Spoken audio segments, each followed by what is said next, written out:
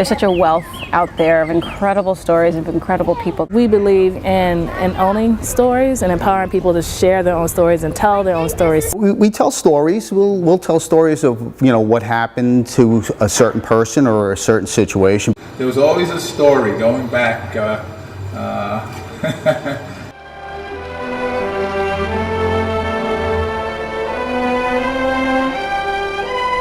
are 8 million stories in the naked city. This has been one of them.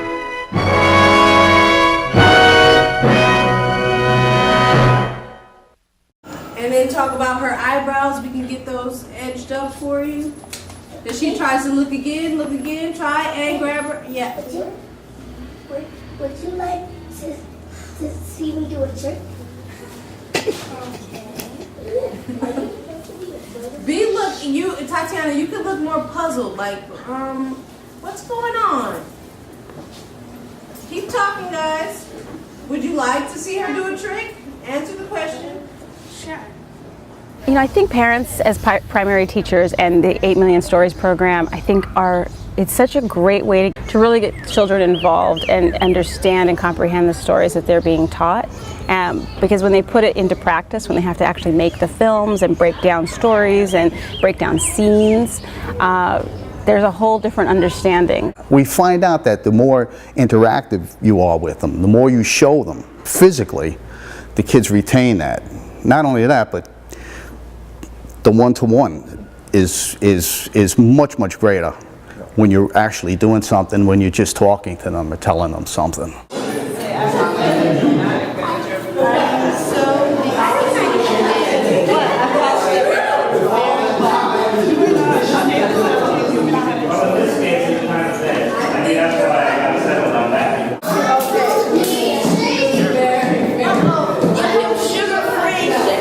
Okay, make it sugar-free, high fructose corn syrup. Yeah, sugar-free. No fructose. We're not talking to everybody. It still needs time to dry. So I'm thinking Bring that in. They believe in young people being empowered, you know, having, being taught not only content knowledge, you know, but certain skills. Again, making sure that kids have access to a very sort of healthy, creative learning environment. Think of a time when you yourself was actually sarcastic. That helps inform you on how to be, and I'm sure your parents can tell you when you're being sarcastic. So think about how that's going to play out. How would you say that if you're being sarcastic? Malachi, read that first line in a sarcastic way. I don't think her so. Roll tells it back, but maybe you could glue one on. Try arts and crafts in aisle 6. Oh, yeah. When he said, maybe you could glue one on. Just the way that he slowed down his speech a little bit, it's like he's trying to dig in. You know, it's like that.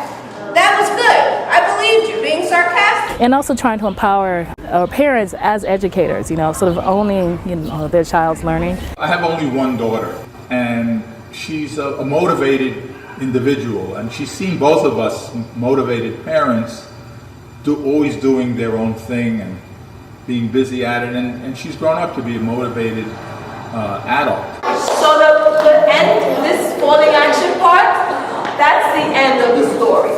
And that part is a little short. The middle is the biggest part of the story. The biggest part of the story is the middle, when you have that rising action that gets us to the climax. The beginning is just the short.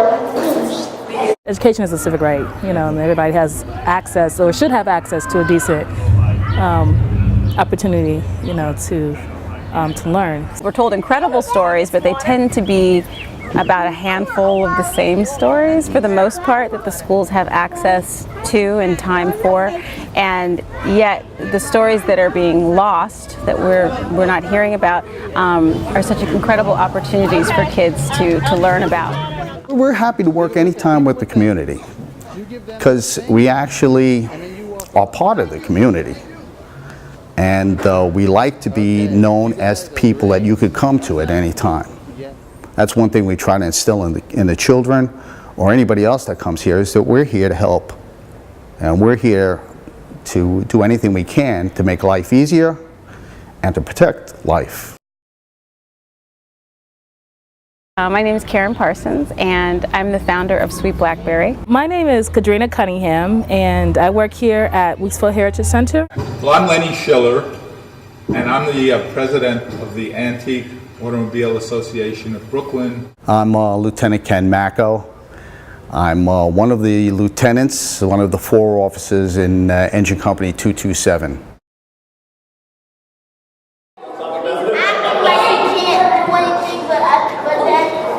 But then at the end, when he goes back to school, he can't do something. Everybody will see that he could do something. We agree. Because the race is going to be on TV. We agree. But the exposition is where we find out that he can't do anything. But when he got the race, everybody will point out he didn't win.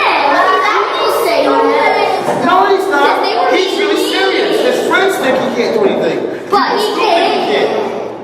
But he can. Right, I agree, he can. And then he does that race. But this is where we find out that there's a problem. And the introductory with the kids are making fun of him, right? I love it. Wasn't that great? Thinking through the story, sharing ideas, that was excellent. And that's the great benefit of discussing the story ideas with other people.